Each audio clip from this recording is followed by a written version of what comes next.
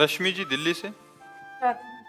राधे राधे महाराज जी। महाराज जी, अगर कोई व्यक्ति हमारे सीधेपन का फायदा उठाकर हमारे साथ छल कपट करता है या विश्वासघात करता है तो उसे क्या हमें अपने जीवन से त्याग देना चाहिए? नहीं, इस परिस्थिति में खुद को कैसे प्रसन्न रखें? देखो, भगवान के परम भागवत अवतारी पुरुष धर्मराज युधिष्ठिर, भीम, अर्जुन, नकुल, सहदेव अपने बाहुबल से इंद्रप्रस्थ की स्थापना की और पूरे विश्व को परास्त करके सम्राट बने, और शकुनी ने पासे में सब गायब कर दिया। क्या भगवान उस समय सुदर्शन चक्र का अगर प्रयोग कर देते शकुनी के ऊपर तो सारा खेल समाप्त हो जाता, कौरव भी बच जाते और पांडवों को भी दुख ना भोगना पड़ता, पर ऐसा कुछ नहीं किया। शकुनी ने 12 वर्ष का वनवास और 1 वर्ष का अज्ञातवास पांडवों को निश्चित किया, और ऐसे महावीरों को, ऐसे अवतारी पुरुषों को भारी कष्ट भोगना पड़ा छल के कारण। तो हमें लगता है कि कहीं ना कहीं भगवत विधान होता है। जो आदमी छल कर रहा है हमारे साथ, शायद है कि हमने पूर्व जन्म में उसका कुछ लिया होगा। आज हमें लग रहा है कि वो छल विधान से हमारा ले रहा है, कि पूर्व जन्म में हमने कोई छल किया होगा तो उसी का उत्तर मिल रहा है। मुझे ऐसा मान करके शांत, अगर त्यागने की जरूरत है तो त्याग दीजिए, नहीं कुछ ऐसे संबंध जहाँ त्याग भी नहीं सकते। भले अपना घर का कोई सदस्य है, अपने परिवार का अपना प्रिय सदस्य है, कैसे त्यागोगे? अपना पुत्र है, अपना पति है, अपना मित्र है, अपना, तो सहन करना चाहिए। मतलब दूसरा उपाय नहीं है, एकमात्र सहन करना उपाय है। कबीरा खुद को ठगाइए, दूसरों को ना ठगे। अगर हमको कोई ठग रहा है तो वो देख रहा है, छोड़ दो उसके ऊपर, जाओ भैया जाओ। जब वो मालिक हमारी तरफ देखेगा तो निहाल कर देगा, और जब उसकी तरफ देखेगा तो बेहाल कर देगा। दुखिया को न सताइए, दुखिया देगा रोए, और जब दुखिया के मुखिया सुने तब तेरी गति का होए। ऊपर से लेकर के ये आज तक इतिहास साक्षी है।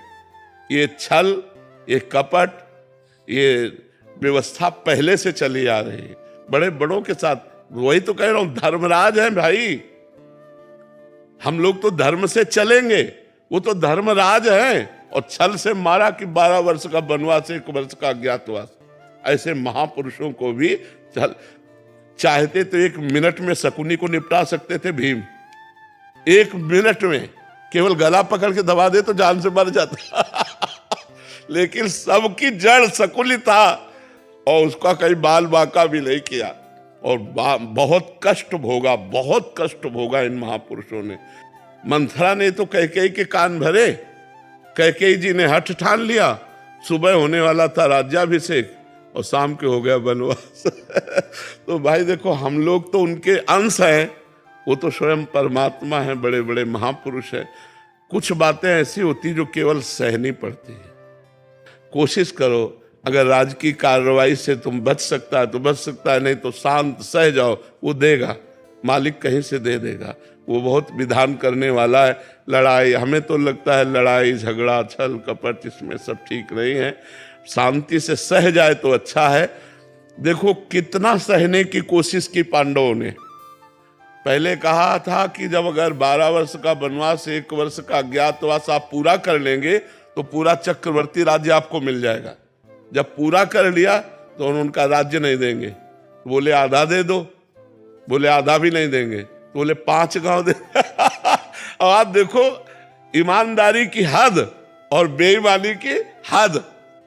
पांडवों ने कहा 5 गांव दे दो, तो भगवान से क्या कह रहा है दुर्योधन? सूजी अग्रे न केसवा, सुई की नोक भर नहीं देंगे। तो विनाश कर दिया। फिर 100 के 100 मरे, 99 नहीं, 100 के 100 मरे। तो इसलिए अपने को चाहिए कि दबता चला जाए, कोशिश करे कि लड़ाई झगड़ा ना हो, सह जाए। और जब ऊपर जो बैठा हुआ सबके देख रहा है, वो जब देख लेगा ना, तो वो जब न्याय करेगा तो विध्वंस हो जाएगा सामने वाला। इसलिए हम तो यही सिखाएंगे कि झगड़ा ना करो, हम यही सिखाएंगे कि हिंसा ना करो, शांत भाव से सह जाओ। अगर कहीं ऐसा लगता है तो राजकीय विभाग का सहयोग ले लो, लेकिन लड़ाई झगड़ा ना करो। बहुत शांति थोड़ा जीवन है। आजकल लोग जरा जरा सी बात में हिंसा कर देते हैं। ये नहीं जानते कितना कीमती मनुष्य शरीर, और इसको हम नष्ट कर देंगे और हमें कितना बड़ा अपराध लगेगा। ये सबसे बड़ी भगवान की सृष्टि में ये मनुष्य योनि है, सबसे बड़ी योनि है और बड़ी महिमाशाली है। इसके द्वारा बड़े बड़े पवित्र कार्य किए जा सकते हैं। पर लोग जरा जरा सी लड़ाई में एक दूसरे की हिंसा कर देते हैं, या जरा सा ऐसा समस्याएं आई तो पूरा परिवार जहर खा लेते हैं। ये सब नहीं करना चाहिए। सहना सीखो, नाम जप करो और भगवान के आश्रित रहो। किसी तरह संसार से हम मुक्त हो जाए, नहीं बहुत कठिन, बार बार जन्म, बार बार मरण कहाँ तक भोगेंगे यार, कितना भोगेंगे, कितना कष्ट है संसार में। तो इसलिए नाम जप करो। प्रशांत मिश्र जी मुंबई से। प्रशांत जी, राधे राधे महाराज जी, आपके चरणों में कोटि कोटि नमन। गुरुदेव भगवान, तन मन और धन से सबसे बड़ी सेवा कौन सी है इनमें? मन सबसे बड़ी सेवा है। मन, अगर हमारा मन प्रभु में नहीं लगा है तो धन के द्वारा 56 प्रकार के भोग, सोने चांदी के मुकुट, आभूषण, भगवान ने आदेश किया है, मय्येव मन आधत्स्वम मयि बुद्धि निवेशेत निवस्य मय्येव अत ऊर्ध्वम न संशया। तुम मेरे में मन को समर्पित कर दो, तुम मेरे में ही निवास करोगे। अम्बरीश जी चक्रवर्ती सम्राट हैं, उन्होंने क्या समर्पित किया? सावई मनः कृष्ण पदारविंदयो। गोपी जनों की क्या स्थिति है? उधो मन न भये 10-20 एक हुतो सो गयो श्याम पे। अब को आराधे ईस उधो मन न भये। उधो मन माने की बात, दाख छुहारा छाणी अमृत फल, बिस कीरा बिस खात उधो मन माने की बात। दुर्योधन ने 56 प्रकार के भोग बनाए थे और इंद्र जैसा वैभव महल में तैयारी की थी कि श्री कृष्ण संधि कराने आ रहे हैं, उनको अपने पक्ष में कर लेंगे। जब भगवान से कहा कि पधारो महल में, तो भगवान ने कहा नहीं, तेरे में प्रीति नहीं है और मेरे में भूख नहीं है। दो में ही भोजन पाया जाता है। भूख ना होने पर भी प्रीति में पाया जाता है। आओ थोड़ा सा भी पा लीजिए। और भगवान ने कहा मैं आप्त काम हूं, मेरे में भूख नहीं, इसलिए। और वही भगवान वहीं से सीधे विदुर जी के घर जाते हैं और विदुरानी के अंदर इतनी अपार प्रीति है कि उनको शुद्ध नहीं अपने तन की। भगवान जब गए तो भगवान के ध्यान में मगन होकर स्नान कर रही थी। जो ही किसी दरवाजा कौन, तो श्री कृष्ण, बस इतने में तो डूब गए। लड़खड़ाती हुई दरवाजा खोला, वो उनको होश नहीं, पकड़कर भगवान अंदर ले गए। विदुरानी जी से कहा भूख लगी है, क्योंकि प्रीति है ना, तो प्रेमी के हाथ का भगवान पाना चाहते। भूख लगी है तो क्या? बोले वो केला रखे ले आओ। विदुरानी जी केला लाती है और गूदा फेंक देती है और छिलका भगवान के मुंह में लगा रहे। भगवान उसे पा रहे। इसमें प्रधानता अगर धन की होती तो दुर्योधन के यहाँ पाते, अगर तन की होती तो भगवान दुर्योधन के यहाँ सुंदर राजकुमार धन सब शरीर से व्यवस्थाएं की थी। तो तन और धन दोनों होने पर भी मन न होने के कारण भगवान ने वहां स्वीकार नहीं किया। और विदुरानी के यहाँ मन प्रेम में है, इसलिए उन्होंने स्वीकार किया। तो तन और धन से बड़ी सेवा है मन की सेवा। जैसे हमारा भाव है कि कोई दुखी ना हो, पूरा संसार स्वस्थ और सुखी रहे, ये भाव भगवान स्वीकार करते हैं। मन है तो बात, खास बात तो मन है कि नहीं? आप बताओ। जैसे हम आपको बुलाया अपने घर, सब भोजन दे दिया, लेकिन हमने प्रीति नहीं दी, और कुछ नहीं है, प्रेम से आपको बुला के बैठा ला, प्रेम से मन दे दिया 10 मिनट आपसे, तो आपको लगेगा यार बहुत अच्छे आदमी, जरूर गरीब आदमी, नहीं खवा पिया पाए, पर यार मतलब हमारा मन संतुष्ट हो गया। हाँ, तो वो मन लगा करके जो प्रीति की जाती है वही खास। सब जगह मन श्रेष्ठ हुआ कि नहीं हुआ? कहीं भी आप देखो तो हमारा चाहना भी मन लगा करके है। और कोई भी कार्य करें उनमें प्रधान तन होता है या धन होता है या मन होता है। कोई भी क्रिया करो प्रधानता मन की होती नहीं। तो मन लगाकर बात सुनना, मन लगा करके आप पढ़ाई करना, मन लगाकर आप इस कार्य को करना, सारा का सारा खेल मन का है ना? मन का तो तन और धन ये गौड़ है, मुख्य है मन। तन और धन का क्या अस्तित्व है महाराज जी? इन दोनों का क्या अस्तित्व है? अगर हम शास्त्र के अनुसार, संत वाणी के अनुसार, धर्म के अनुसार अपने तन को लगाएं और अपने धन को लगाएं तो हमारा मन पवित्र हो जाएगा। और मन पवित्र होकर भगवान में लग गया तो सब बात बन गई। जैसा हम आचरण करते हैं वैसा ही मन में संस्कार बनता है, और जैसे मन में संस्कार बनते हैं वैसे हमारे आचरण होते चले जाते हैं। तो हमको आचरण सुधारने हैं। हमें शराब नहीं पीना, हमें मांस नहीं खाना, पराई बहन बेटी की तरफ गंदी दृष्टि से नहीं देखना, पराया धन नहीं लेना, ये तो सब कोई जानता है, लेकिन जानते हुए भी मानता नहीं है। बस बात इतनी है, अगर मान जाए तो सब बात बन जाए। धन का प्रयोग जो हमारे परिवार के सदस्य हैं, सबसे पहला अधिकार उनका है। जैसे आप धन कमाते हैं तो सबसे पहला अधिकार आपके परिवार में, जैसे माता पिता, पुत्री पुत्र पत्नी, इनका अधिकार है। फिर दूसरा अधिकार, हम जो पुण्य करना चाहें, जैसे तीर्थ स्थान गए, हम कुछ पुण्य दान कर, लेकिन पहला हमें व्यवस्था उनकी करनी है, सबसे पहला कर्तव्य, क्योंकि वो आश्रित जन है। और उसमें भी उनसे भी पहले अतिथि, उनसे भी पहले अतिथि। जैसे हम भोजन पाने जा रहे हैं परिवार के, इतने में दरवाजे कोई आया और वो कह रहा मैं भूखा हूं, अब रुक जाओ, पहले उसको भोजन पवा दो, उसकी भोजन व्यवस्था करो। अतिथि का अधिकार परिवार से भी बढ़ करके, हमारे धन पर सबसे पहला अधिकार परिवार पर है, और परिवार से भी बढ़कर आए हुए अतिथि पर है। कोई भूखा संत, महात्मा, सन्यासी, भिक्षुक कोई भी आ जाता है और कहता है मुझे भोजन, मान लो 5 लोग हैं, मुझे भोजन चाहिए, तो हम अपने घर के 5 लोग आज बाद में बना लेंगे या शाम के पा लेंगे, पर इनको हम भूखा नहीं जाने देंगे। ये हमारा धर्म कहता है। और जो धन है उसका एक विभाग जरूर करना चाहिए, एक हिस्सा जरूर निकालना चाहिए। जैसे 100 रुपया है धर्म से कमाए हुए पर, अधर्म के कमाए हुए की बात नहीं कर रहे हैं, धर्म से कमाए हुए पर, तो हम कोशिश करें कि 90 रुपये का प्रयोग हम करें और 10 रुपये का प्रयोग परोपकार में लगा दें। तीर्थ याटन गए, कहीं भगवान की सेवा, दान पुण्य, या किसी बीमारी की अवस्था में हम सहयोग कर दें, या जहाँ जैसा किसी गरीब की कन्या, या जहाँ जैसा लगे 10 रुपये 100 में निकाल के रख देने चाहिए। 90 प्रयोग करो, 100 निकाल के 10 रख दिए, और वो जब इकट्ठा हो गए, मान लो हम कह रहे महीने में हमारे 200 रुपये इकट्ठा हुए, हम 200 को चारा लेते हैं हरा और गऊओं को पवा देते हैं। तो ये धर्म विधान से चले तो हमारा तन मन धन सब पवित्र हो जाएगा। एक भागवत करा देते हैं, सब लोग 7 दिन भगवान की कथा सुने, थोड़ा थोड़ा प्रसाद पाए, हो गया। ऐसे सत्कर्म करते थे पहले धार्मिक लोग। पार्टी का मतलब है सब लोग मिल करके एक उत्साह मनाना। तो भगवान का नाम कीर्तन करो, भगवान की जय जयकार करो, सुंदर भोग लगाओ, बैठकर पाओ, ये सात्विक पार्टी।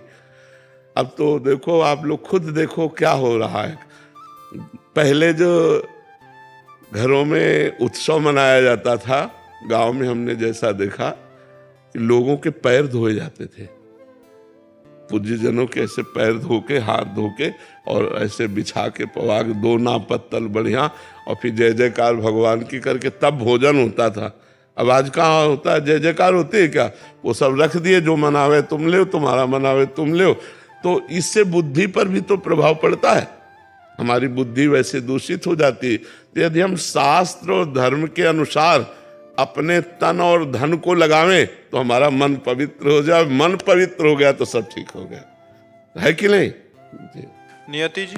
जय श्री हरिवंश। श्री हरिवंश महाराज जी। महाराज जी, मैंने बचपन से लड्डू गोपाल जी को भाई संबंध से सेवा किया है। अब आपकी कृपा से आपके द्वारा प्रदत्त श्री जी की अष्टयाम सेवा कुटिया पर विराजमान है। मैं और मेरी माँ जी करती हैं। श्री जी से सहचरी भाव का संबंध और लड्डू से भाई का संबंध है। जब आपके श्रीमुख से सुनते हैं अनन्य होकर किसी एक संबंध या भाव में सेवा करो, तो ये महाराज जी अभी कैसे परिवर्तित अभी करो? करती रहो, वो स्वयं परिवर्तित हो जाएगा। स्वयं जब परिवर्तित होगा तो आपको क्लेश नहीं होगा। आप छोड़ोगे तो आपको क्लेश होगा। किसका है? हाँ, तो आप करती रहो, नाम जप करती रहो, भजन करके भाव करती रहो। वही लड्डू गोपाल है, वही प्रिया प्रीतम है, दो तो है नहीं। तो जब उनकी कृपा होगी तो चाहे लड्डू गोपाल में आसक्ति हो जाए या प्रिया प्रीतम में आसक्ति हो जाए, भाव तो एक ही रहेगा। बच्चा और नौ किशोर, प्रिया प्रीतम नौ किशोर हैं और लालजू बच्चा है, गोपाल जू। तो हमारा अगर बच्चा भाव रहेगा तो माँ भाव रहना चाहिए। वात्सल्य के द्वारा बच्चे का पोषण होता है तो वात्सल्य भाव रहता है। तो अगर हम प्रिया प्रीतम नौ किशोर तो हम दास दासी हैं, ऐसे भाव से चला जाता है। आचार्य परंपरा से भाव को स्वीकार किया जाता है। तो हमको चाहिए कि गुरु वाले भाव में चलना चाहिए। अपना भाव तो वो धीरे धीरे आ जाएगा, जबरदस्ती नहीं थोपा जाता। पहले भजन करो, ऐसे चलो, धीरे धीरे आ जाएगा, भाव आ जाएगा। रोहित मालान जी। श्री हरिवंश महाराज जी। महाराज जी, आप कह रहे हैं कि ये तुच्छ प्राणी दारू मांस आदि का बहुत सेवन करता था। धन्यवाद इसलिए करने आया हूँ कि मैं इतना आदी हो चुका था। बाबा आपकी कृपा से अब मैंने सब कुछ छोड़ दिया, 1 साल हो गया। हाँ, नहीं, बहुत सुंदर भाई। हम तुम्हें धन्यवाद देते हैं जो आप बात मान करके गंदी बात छोड़ दिए।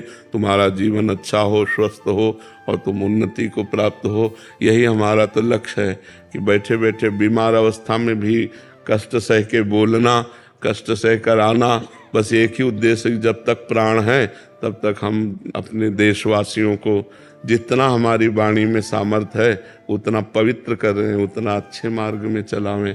तो ये हमारा सौभाग्य है कि आपने छोड़ा, तो हमारी वाणी सफल हुई ना। धन्यवाद तो आपका है कि आपने हमारी बात मानकर गलत आचरण छोड़े। तो आप अच्छे बनो, नाम जप करो, अब दोबारा मत करना यार। भाव मैंने मतलब जीवन में चेंज जब आया था मेरे में कि मतलब मैंने पहले मन बनाया हो कि मैं कभी ना पीऊंगा। तो वो 6 महीने आए गए। 6 महीने के बाद तुम्हारी एक रील देखी और तुमने असमर्थता जताई कुंभ ना जाने की। तो मैं वहाँ कुंभ जल लेने गए तो वहाँ मैंने श्री जी वचन दिया कि मैं जीवन में मतलब मैं अपने बाबा के लिए जब जल लेके जा रहा हूँ तो मैं कभी ना करूँगा यार। तो तुम्हारे लिए जल लेके आया वहाँ से पैदल, फिर मतलब वहाँ के बाद फिर दोबारा अपने गांव से यहाँ तक दंड बताया तुम्हारे लिए। बहुत बहुत सुंदर, बहुत सुंदर। ये सब भगवान की कृपा से होता है। बहुत सुंदर। यथार्थ शर्मा जी ग्वालियर से। राधे राधे। राधे राधे महाराज जी।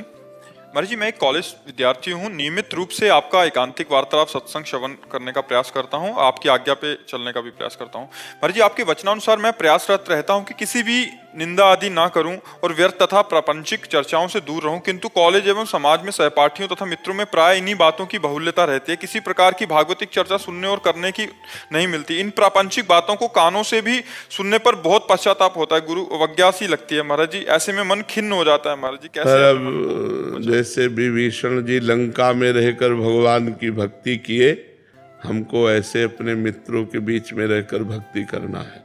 अंदर से राधा राधा और बाहर से जो निंदा स्तुति की बात हो तो मन हटा लो। और ऐसे बैठे दिखाई दे रहे हो लेकिन अंदर से जैसे ताप हो रहा है ना, ये आपको निष्पाप बना देगा।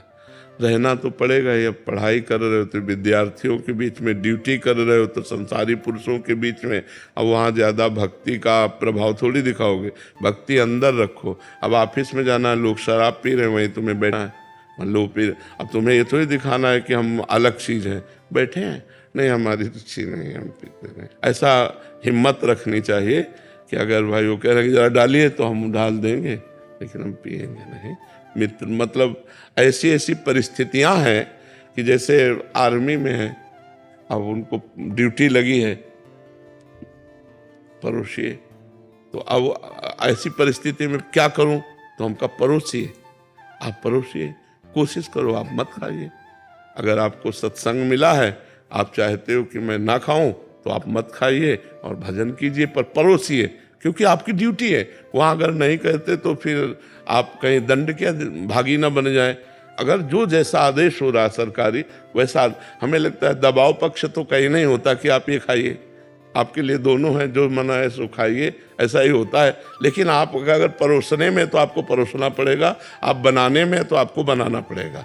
खाइए मत, वो तुम्हारी तो कई ऐसी परिस्थितियां होती हैं जिनमें 25 लोग काम कर रहे हैं और 24 लोग उसका सेवन कर रहे हैं और एक को बचना है, तो एक को ऐसे अलग नहीं बचेगा। 25 बैठो पर 24 खाएं और तुम मत खाओ, और 24 से ऐसा प्रेम व्यवहार दिखाओ कि हम आप जैसे ही हैं, हमारी रुचि नहीं है, हमने नहीं खाना। तो वो दबाव ना तुमको परास्त कर पावे, तभी जो रहीम उत्तम प्रकृति का कर सकत कुसंग, चंदन विष व्यापत नहीं लपटे रहत भुजंग। तो चंदन में काले सर्प लगे रहते हैं तो उनका विष नहीं चढ़ता, चंदन अपना शीतलता उनको प्रदान करता है। तो प्रभाव ऐसा बढ़ाओ कि 24 का कुप्रभाव तुम्हारे ऊपर ना पड़े। हो सकता है तुम्हारी ऐसी निष्ठा देखकर 24 में 1-2 टूट जाएं कि भाई हम भी इसकी तरह चलेंगे, ऐसे हम बने, ना कि हम 24 के प्रभाव से टूटकर 25वें भी उसी में टूट रहे हैं लोग और लहसुन प्याज भी छोड़। हाँ, क्योंकि जब प्रभाव पड़ेगा आपका, मेरे संग जो बैठ के खाते थे वो लहसुन प्याज छोड़ने लगे धीरे धीरे। हाँ बिल्कुल। एक वकील है सत्संगी, कम से कम 30 वकीलों को उन्होंने बदल डाला। 30 लोग धोती कुर्ता में, और राधा वल्लभ श्री हरिवंश श्री, तो हम कहा धन्यवाद है। 30 लोगों ने व्यसन छोड़ दिया, 30 लोगों ने गंदी बातें छोड़ दी और उनके साथ होकर के जुड़। तो अगर हम चाहें तो कई लोगों को बचा सकते हैं, अपने प्रियता, अपनी मित्रता। अच्छा, कोई हट किए हुए तो देखो ये बच्चा ने, इसके मित्रों ने कहा तो इसके दिमाग में कहीं ना कहीं बात बैठी और इसने छोड़ा, इसको रास्ता मिला, देखो बढ़िया चल पड़ा। नहीं तो ऐसा पीने वाला कि मतलब मित्र लोग ऐसा कहते थे। तो हमें लगता है कि अगर हमारे सदवाक्य जाएंगे तो टूटेगा एक दिन। हाँ, मेरा मित्र एक आर्मी में, तो मतलब वाकई में मैं वाणी भी छोड़। हाँ,